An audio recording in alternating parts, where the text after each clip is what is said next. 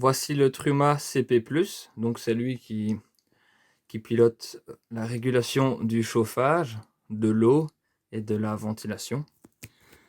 Il est très simple d'utilisation puisqu'il ne dispose que d'un bouton gauche-droite avec une validation au centre. Donc tout se fait avec cet unique bouton. Pour rentrer dans le menu, je n'ai qu'une possibilité, c'est pousser sur le bouton central. Je ne sais faire que ça à chaque fois pour aller plus loin. Donc si je veux rentrer dans le menu du chauffage, je mets une pression, comme ceci. Je suis dans son menu. L'icône clignote. Pourquoi elle clignote? Parce que je me trouve dessus, c'est une référence. Si je vais à droite, hop, c'est son voisin de droite qui se met à clignoter. C'est pour savoir où on se situe. Si je reviens sur le premier en allant à gauche, voilà, on voit un thermomètre dans le camping-car. On comprend donc qu'il s'agit du chauffage. Vous poussez car vous ne savez faire que ça pour aller plus loin. Hop, on rentre dans le menu du chauffage symbolisé par ce symbole. C'est un simple et bête thermostat. Il se trouve sur 0 actuellement parce qu'il est éteint. Naturellement, voilà, là je n'ai pas été assez vite. Quand on n'a pas d'action pendant plusieurs secondes, il sort tout seul du menu pour venir réafficher l'heure. Donc je reviens dans mon menu, le chauffage clignote, je pousse pour piloter le chauffage, voilà. Je disais donc que j'étais sur 0, naturellement si je vais à gauche, je ne sais pas aller dans les négatifs, donc en allant à droite, on a jusqu'à plus 30 degrés. Si je souhaite avoir 17 degrés par exemple, il faut que je valide encore une fois en poussant sur ce bouton, dire OK. Si les bonbonnes de gaz sont ouvertes, le chauffage va se lancer tout seul jusqu'à 17 degrés de température. À côté, encore un thermomètre et on voit des vagues, un thermomètre immergé. Celui-là, il fait référence au boiler, au chauffe-eau. Même chose, si je veux chauffer l'eau, je pousse une fois qu'il clignote, clac. Il est éteint aussi puisqu'il ne fonctionnait pas au préalable. À l'intérieur se trouvent 3 positions. Donc si je vais à droite, la première c'est Eco, qui correspond à 40 degrés de température d'eau. La deuxième haute, c'est 60 degrés de température d'eau. On aurait directement pu l'écrire. Et la dernière et troisième position, c'est Boost. Ce n'est pas plus chaud que 60. C'est 40 degrés, mais plus rapide. Eco, généralement, ça fait l'affaire. La première position, on pousse pour valider également. En 15-20 minutes, l'eau est chaude. Donc le mode Boost, pour avoir l'eau à 40 degrés, mais de façon plus rapide, c'est pas fortement utilisé, enfin de façon régulière. Voilà, je n'ai rien fait pendant quelques secondes, il est ressorti du menu. Ce qui ne coupe pas le chauffage ni l'eau chaude, naturellement. Ça continue de fonctionner en arrière-plan. Je reviens dans le menu. Hop. Voilà. Quand j'ai fini avec l'eau, si j'ai fini de prendre une douche par exemple, ou de faire la vaisselle, je reviens sur son icône, elle clignote.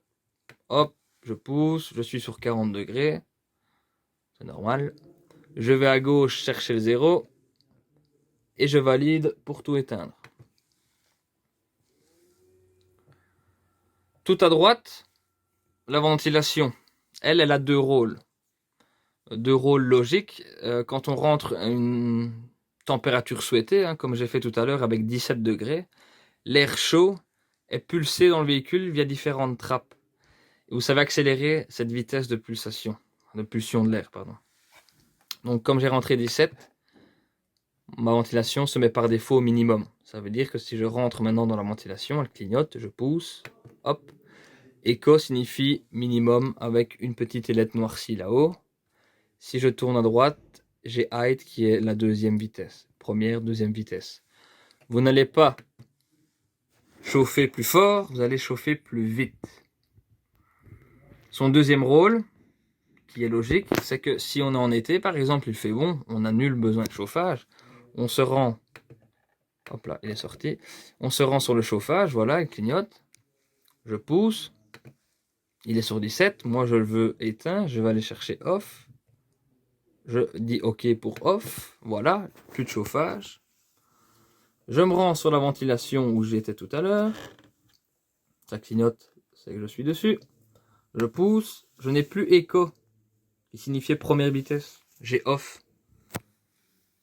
Et maintenant, si je tourne la molette, là, j'ai le deuxième rôle qui intervient. Ventilation apparaît. Je dis OK, je veux ventiler. Hop, on me propose 10 vitesses différentes. Je prends la maximale. Ça va être une ventilation d'air frais. Pas climatisé, mais c'est bien en été. C'est bien pour des situations d'humidité, par exemple. Vous savez faire circuler de l'air via toutes les bouches du chauffage. De l'air frais, puisque le chauffage étant coupé, l'air ne sortira pas chaud de ces buses. Comme pour le reste, si je veux désactiver cette fonction, je rentre dans le menu, je tourne jusqu'à faire clignoter mon symbole. J'ai été trop loin, hop, je reviens en arrière, je rentre à l'intérieur, gauche pour chercher le 0, et OK, je le coupe. Donc en fait, en haut, ce sont vos 3 réglages principaux. Vous avez le chauffage, l'eau chaude, et la ventilation combinée au chauffage, ou la ventilation toute seule. En bas, il n'y a que 2 petites choses à voir.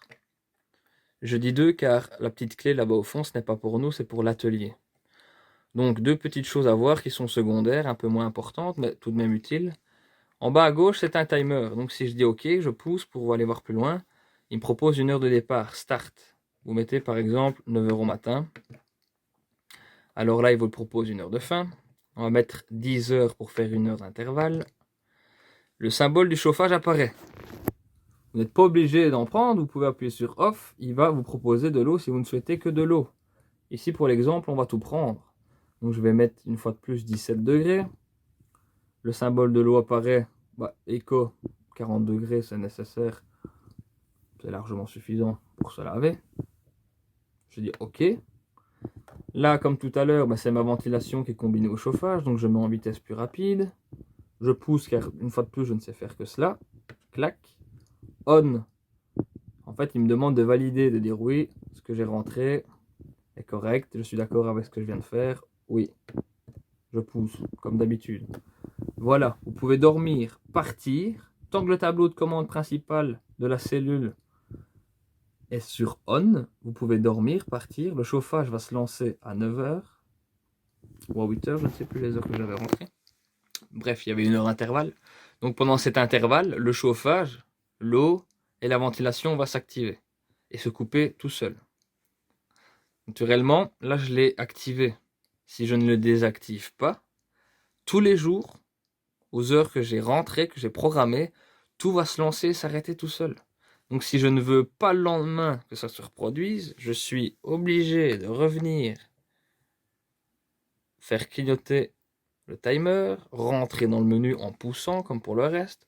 Il me propose directement off. Je pousse, il est parti, c'est éteint, c'est coupé. Et dernièrement, la petite horloge là qui clignote, c'est le plus simple. On pousse, c'est l'horloge, c'est l'heure. À modifier en fonction des changements d'heure, d'hiver, été. Surtout si on utilise le timer ici, puisque lui, il va se baser sur l'heure qui est programmée là. Si vous ne faites rien, il va ressortir tout seul du menu et afficher l'heure. Voilà. Sinon, on peut appuyer sur la petite flèche retour.